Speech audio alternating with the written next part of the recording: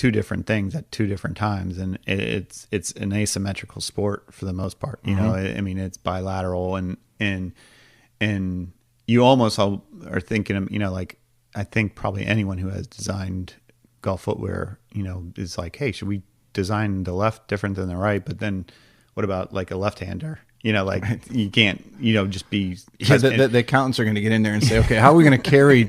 How do we know how much product to carry? We don't want to get overspent. Right, the bell curve gets a little screwed up. But realistically, like you know, there's, you know, even from talking to Tim over in Sea Pines, like he understands, like he has some pretty strong point of view, like as it relates to like how you know, what shoes to wear, or, you know, like what he wants the heel to toe ratio to be.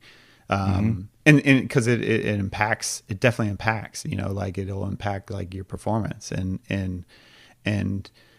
having worked with athletes before, like everyone's foot's different, you know, so like what may work for you may not work for, you know, your twin brother, you know, like the anatomy is enough to even just if it's a, you know, a millimeter or a micron might shift it that much.